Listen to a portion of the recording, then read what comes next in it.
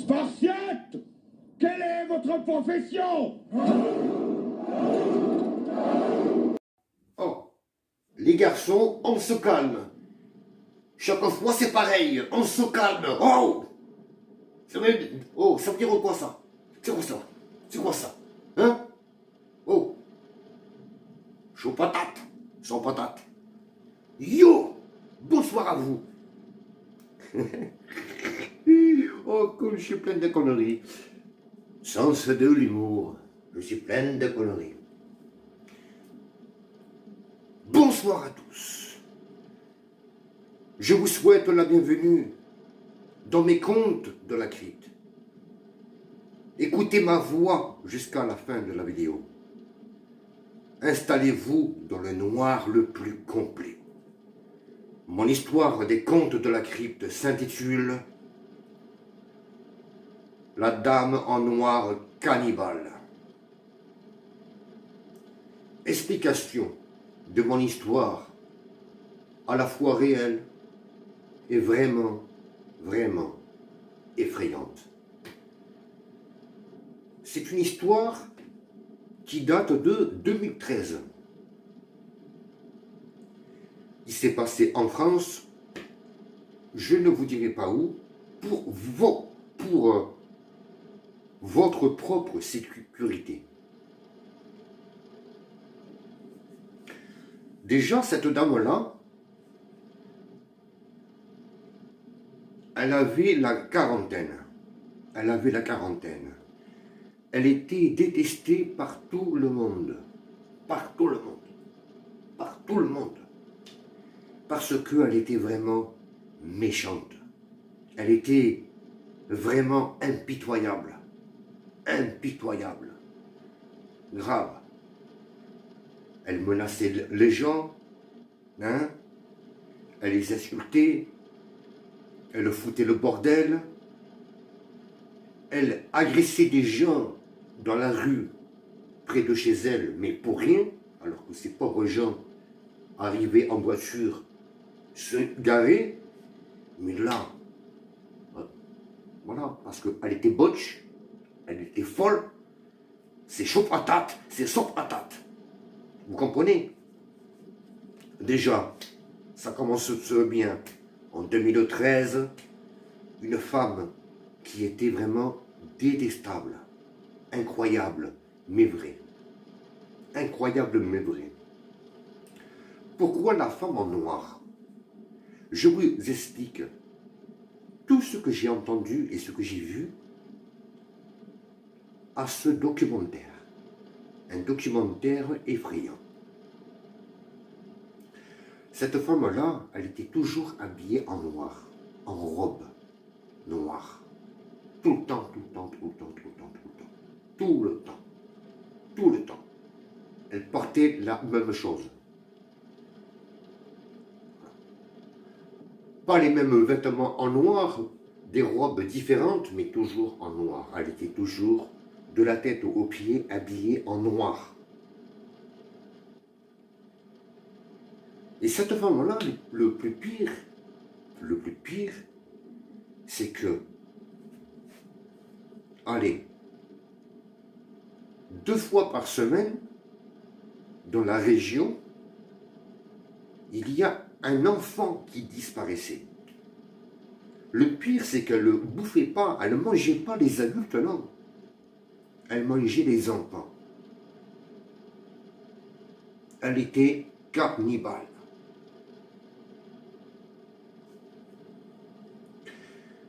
Donc, pour le moment, on va changer de sujet avec un groupe de jeunes. Un groupe de jeunes de 8, un petit groupe, les meilleurs amis du monde. Il y avait l'une des filles qui allait faire, enfin, elle a fêté ses 18 ans. Et 18 ans, ça se fête. Donc c'est une fille bien, qui n'a jamais eu de problème, gentille, intelligente, jolie. Elle était prête à tout faire pour aider la personne. Si elle pouvait, elle le pouvait. Adorable, une personne adorable, une personne qui a un cœur. En plus, elle travaillait bien à l'école, ses parents et sa famille, même à l'heure d'aujourd'hui, ils sont fiers d'elle, de cette jeune fille qui a fait ses 18 ans en 2013. D'accord? Ah. Bref. Et puis, ils ont tous décidé, tout simplement, puisqu'elle était majeure, et elle était surtout responsable de, c'est-à-dire le groupe, puisqu'il n'y avait que elle qui a fêté ses 18 ans. Donc tout le reste, c'était encore des mineurs. Ça fait que, même si c'est une amie, dans un sens, elle était responsable. Elle était responsable de son petit groupe. Ok? Et donc ce qui s'est passé, c'est que elle reçoit un drôle de message à son téléphone. Puisque si vous voulez, elle et son groupe avaient décidé, puisqu'ils avaient mis un peu d'argent de côté, louer une maison et faire son anniversaire, voilà, dans la maison où ils avaient loué. Voilà. Ils avaient prévu ça. On va louer une maison, etc., etc., etc. Et il y a eu une invitation en plus, c'est-à-dire le chauffeur. Il avait à lui une espèce de petit bus à lui. En même temps, il était invité. Voilà. Un ami en plus.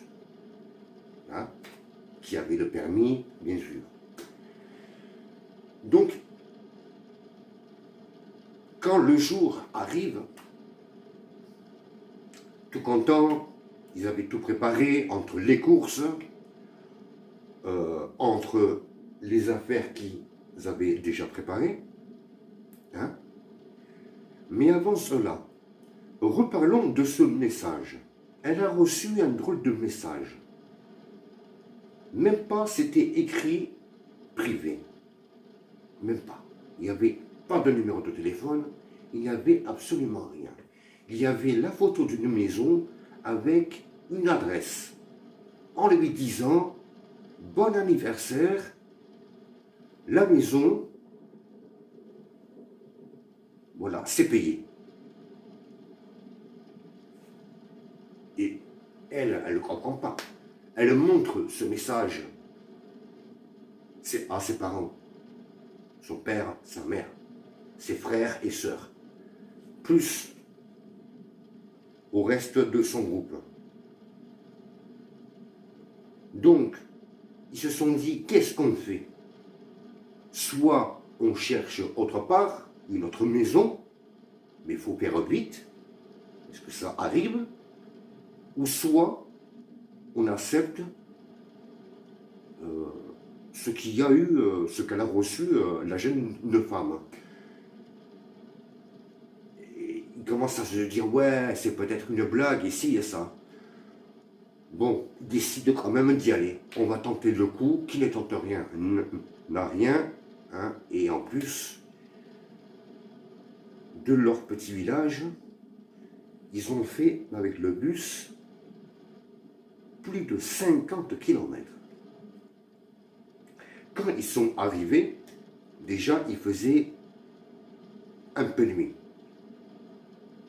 L'hiver, il fait nuit très tôt. Ils arrivent sur une petite route et 3 km avant la maison, forcément, dans le bus, il y avait de l'ambiance. Et le chauffeur, il conduit et il avance sa tête. Il ralentit, il appuie sur la pédale, il ralentit. Et oh, pourquoi tu ralentis? Et le chauffeur, il dit, regardez ce qu'il y a sur le côté. Là, là, là, sur votre droite. Il y a quelque chose. Tout le monde se lève du siège, il s'avance vers la vitre du bus et ils regardent tous. Il y avait une femme au bord de la route, habillée en noir, qui était en train d'observer le bus. Tout le monde se posait des questions. Ouais, c'est quoi? C'est une femme qui fait du stop, mais elle ne bougeait pas, elle était sur le côté. Ah, elle était allée à 51 mètres du bus. 51 mètres. Et elle est fixée. Une femme habillée en noir, une robe noire, comme je vous avais expliqué, et d'un seul coup, pouf, elle a complètement disparu. Là, ils ont commencé à flipper, à se dire, mais qu'est-ce qui se passe? C'est quoi ce bordel? C'est quoi? On fait quoi? Et le chauffeur, vu qu'il est plus âgé que ces jeunes-là, il a réussi à les calmer. Voilà.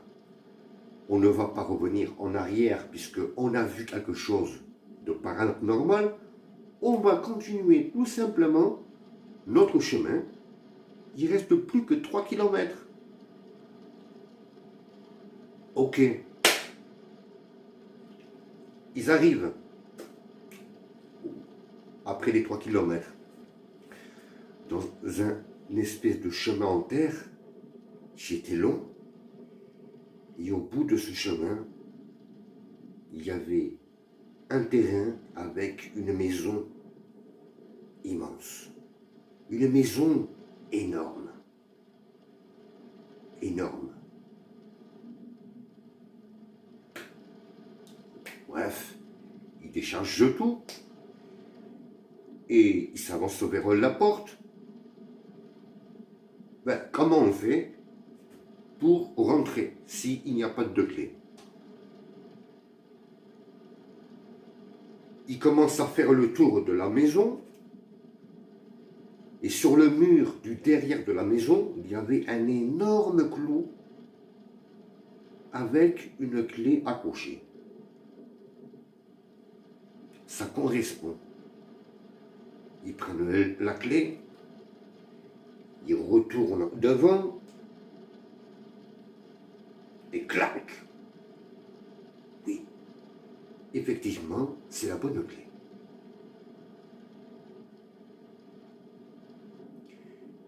Ils rentrent dans cette maison-là. Une grande maison, mais avec des anciens meubles. C'était beau à voir, c'était vraiment joli. Mais tout était ancien. Tout. Les meubles, la télévision. Et il n'y avait sur le message de toute façon ni nom, ni prénom, il n'y avait absolument rien. En disant que tout était payé, et ci et ça. Oh, c'est quoi cette blague? Et quand ils ont parlé entre jeunes, ah non, non, c'est pas moi, c'est pas moi, c'est pas moi. Voilà, on est innocent. On n'a rien à voir avec cette histoire-là. Bref. Donc, ils rentrent dans la maison, ils posent leur petit sac au salon, leurs affaires personnelles, et bref, ils avaient de la bouffe pendant 3 jours. Hein. Le but, c'était rester dans cette maison-là pendant 3 jours. Voilà, tout simplement. Et pendant qu'ils papotent et qu'ils préparent tout, hein, surtout l'apéro, hein, bien sûr, ils faisaient des blagues entre eux, ils rigolaient, c'est normal, c'était la fête, 18 ans, ça se répète. Hein. Et ils sont allés pendant un moment dans la cuisine. Il y avait bien sûr le frigidaire, il y avait de l'électricité, ils mettent le gâteau dans le frigidaire, boissons, etc. La bouffe aussi, bien sûr. Et pendant un moment, il y a l'une des filles qui dit « Bon, la maison, elle est tellement grande que je vais commencer par visiter l'étage. » Ouais, il n'y a pas de problème, quoi. Voilà, vas-y. Au bout de 3 minutes, ils entendent un hurlement incroyable. Mais un hurlement qui donne des frissons. Forcément, ils ont tous couru à l'étage. Ils ont suivi en courant les cris de leur ami. C'était dans une chambre. Il y avait un placard, vous savez, un grand ancien, vous savez, qu'on ouvre comme, hop, comme ça, un living room, comme ça, quoi. Ils ouvrent, et putain, dans le placard, la pauvre, elle ne sait pas comment elle s'est retrouvée à l'intérieur. Quand ils ont ouvert la porte, elle est vite sortie, elle est tombée à genoux.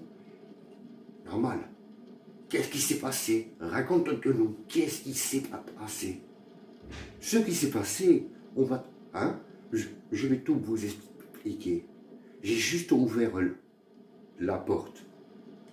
J'ai allumé la lumière, tout simplement. J'avais même pas franchi l'autre côté de la chambre et je me suis retrouvé dans le noir. C'est là que je tapais, je criais et je pleurais. Mais ils lui disent, j'espère que c'est pas une blague, mais vous me prenez pour une folle, regardez, je suis en panique, je tremble, je pleure ici et ça. Normal, ils ont quand même posé la question, au cas où que c'était une blague. Voilà. Mais non, ce n'était pas une blague. Elle pleurait vraiment, des larmes de crocodile. Elle tremblait. J'ai juste allumé la lumière et d'un seul coup, pim, je me suis retrouvé dans le noir. Et après, vous m'avez trouvé. Comment j'ai atterri dans ce placard? Et dans ce placard-là, dans ce truc Vim rouge, je sais pas quoi, en plus, quand vous ouvrez, c'est grand, forcément, il y a un plafond, et en haut de ce plafond, il y a une petite poutre, vous savez, ancienne, une poutre, voilà. Bref, ils sont vite sortis de la chambre, et on va oublier cette histoire-là, il y a console, on est là pour faire la fête. Méga fête. Ils commencent à faire la fiesta. Les blagues, apéro, hop, de là, ils ont mangé le gâteau. Nickel. Pour l'instant, ça leur suffisait, quoi. Et dès les 11 heures après, il était 2 heures du matin. La soirée, elle était devenue très calme. C'est-à-dire, ils étaient tous installés, tranquilles. La jeune de 18 ans, elle était vraiment heureuse, elle était contente. Normal, 18 ans, ça se fait. Mais quand même, elle se posait quand même des questions.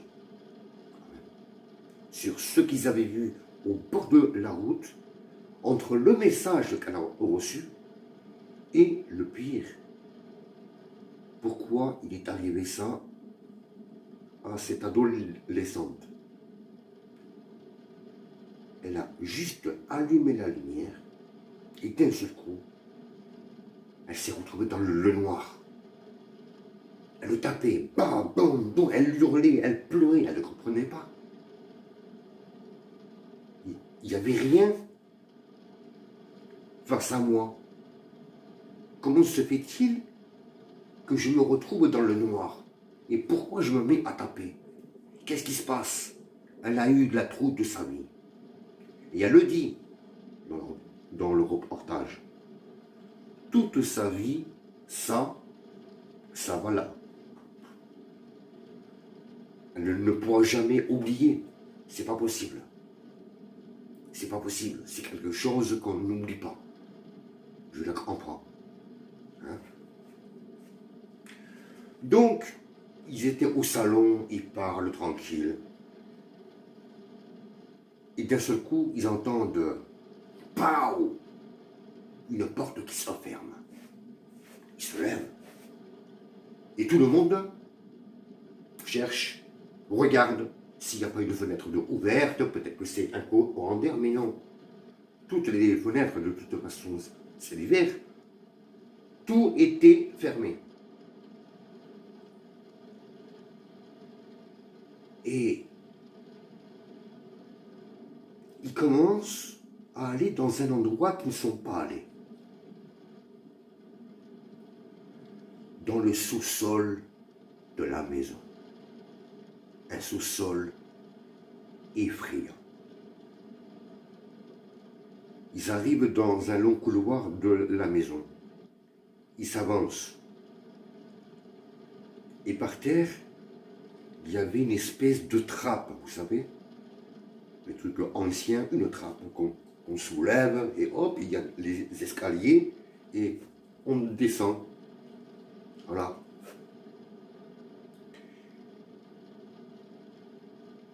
Et quand ils ont descendu les escaliers, juste à 5 mètres d'eux, 5 mètres, il y avait une porte.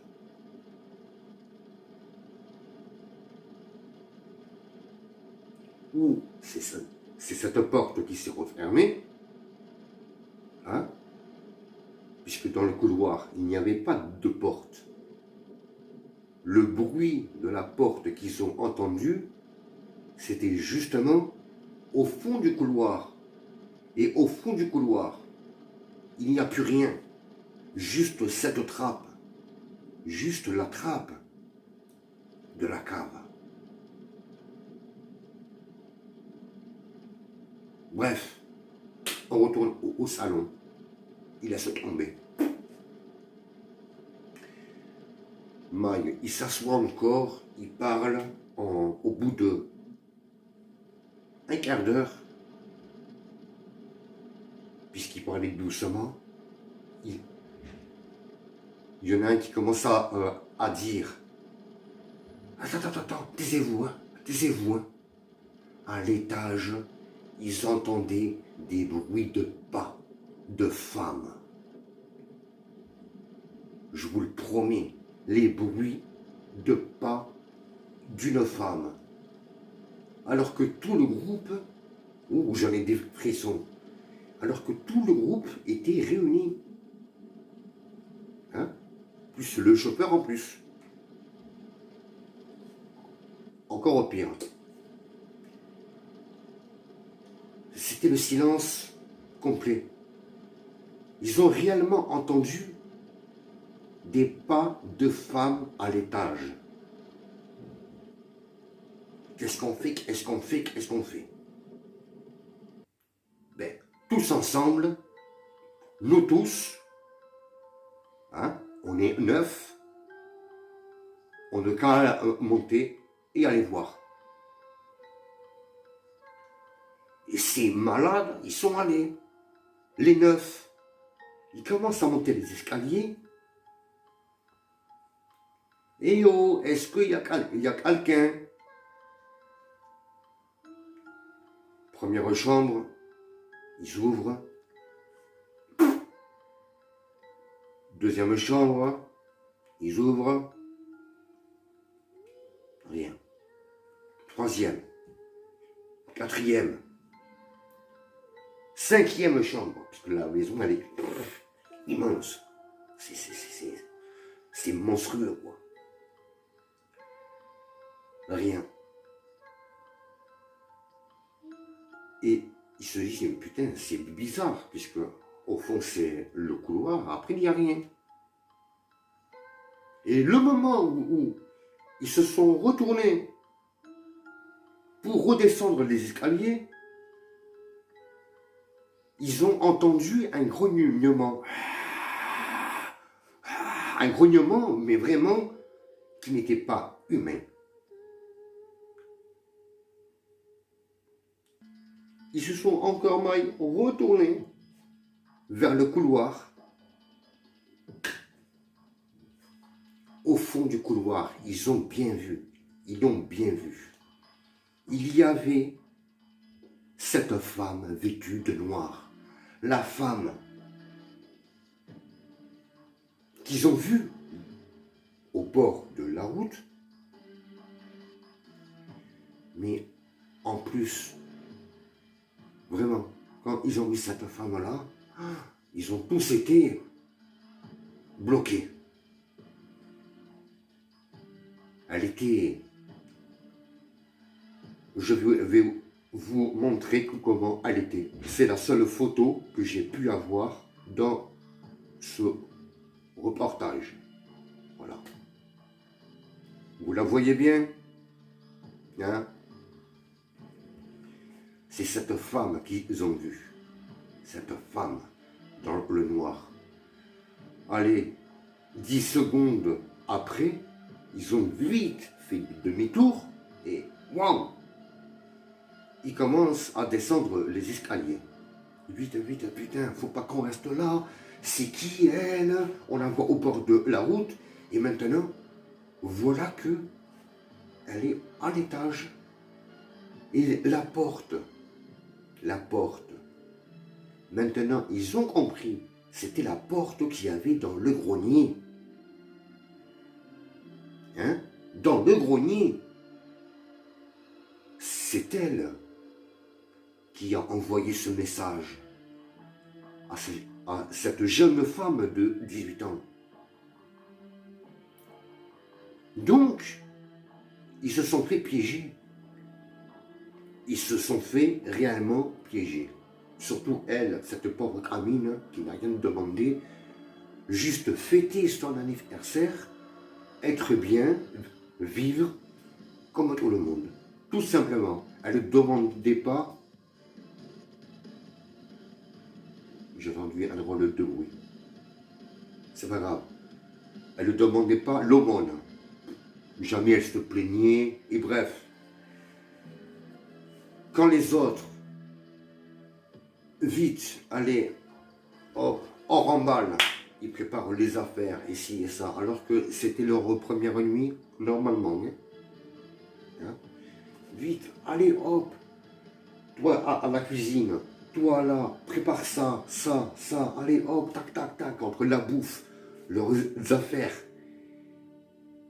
Et le moment où ils allaient ouvrir la porte d'entrée de la maison pour partir, la porte bloquée. Il y a quelque chose que j'ai gardé le meilleur pour la fin. Hein? C'est que à toutes les fenêtres, il y avait des barreaux. Ça fait qu'ils ne pouvaient pas s'échapper par la fenêtre. Comme dans une prison, dans une cellule. C'est vrai? Les barreaux, tac. Et bien, à chaque fenêtre, tac. Il y avait des barreaux noirs. À chaque fenêtre. Que ce soit en bas et en haut. Chaque fenêtre, il y avait des barreaux. Comme si elle s'amusait à retenir des personnes. Justement, oui. On va en venir juste avant. Et la seule solution, c'est qu'il y avait une deuxième porte à l'arrière de la maison. À plusieurs, hein, ils ont réussi à casser la porte. Ils ont réussi. Alors, je ne sais pas comment ils ont fait, mais tout ce qu'ils ont dit, c'est qu'on a réussi à exploser la porte et sortir. Vite sortir. Ils arrivent au bus. Bref, ils chargent les affaires.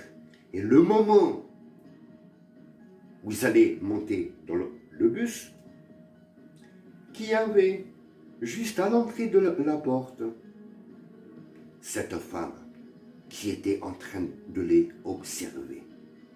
Elle ne parlait pas, elle ne faisait pas un geste, juste elle était en train de les observer.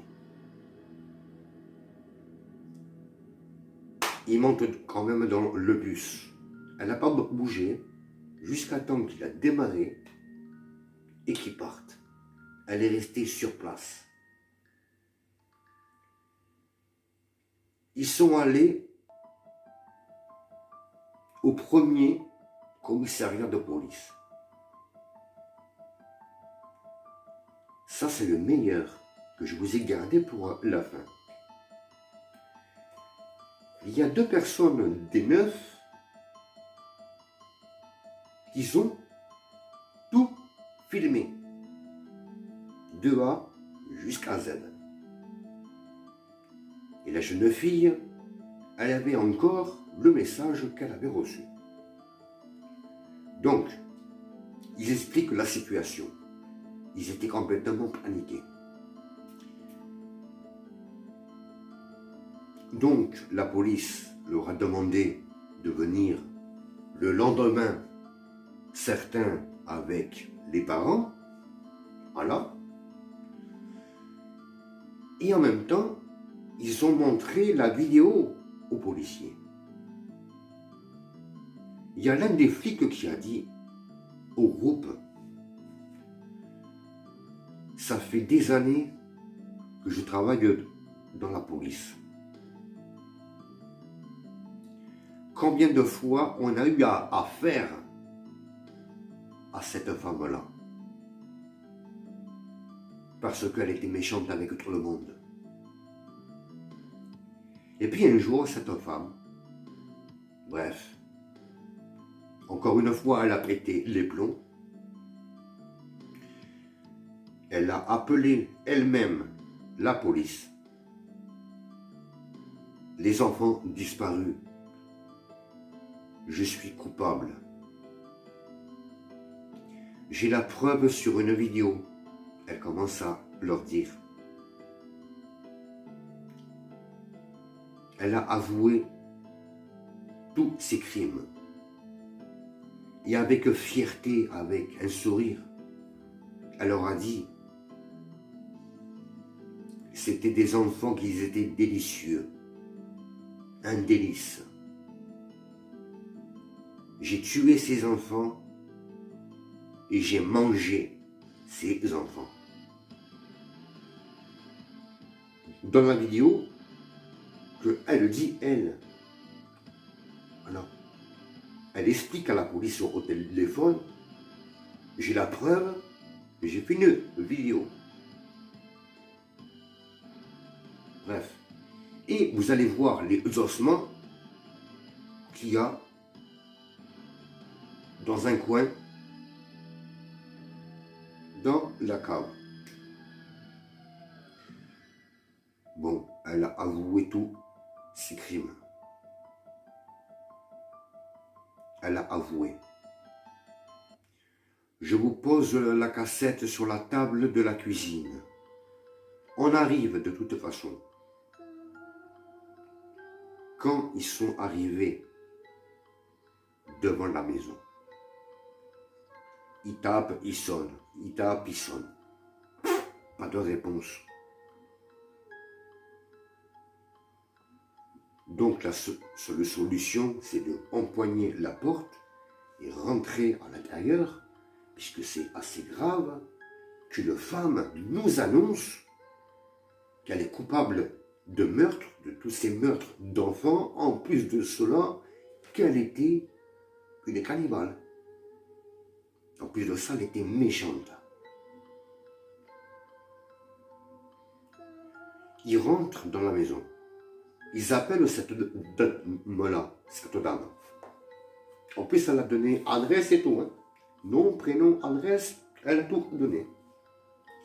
Ils vont dans la cuisine et effectivement, ils trouvent la cassette vidéo. Après, ils décident de monter à l'étage. Ils ont fait déjà les 4 chambres. À la 5e chambre qu'ils ont fait,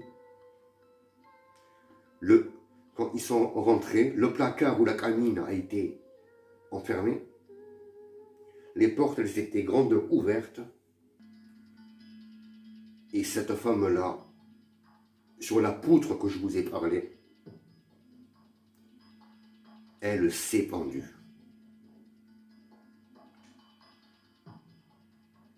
Elle a laissé les placards, les portes grandes ouvertes, justement pour que la police puisse bien la trouver. Quand ils ont visionné cette cassette-là, vraiment une tuerie, choquant. Là, ils sont tombés sur du lourd, sur vraiment une femme psychopathe, meurtrière, sans pitié. Plus elle était méchante et plus ça la rendait heureuse. Le plus pire en tout ça, c'est que comment elle a pu faire des choses pareilles?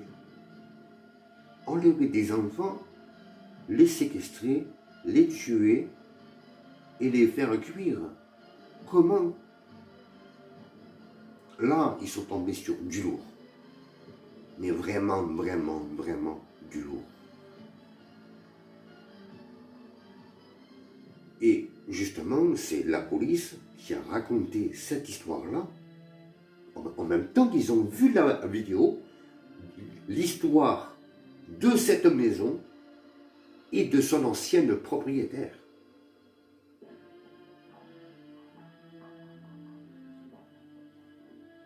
Cette femme, le démon de cette femme est présent dans cette maison. Elle est présente.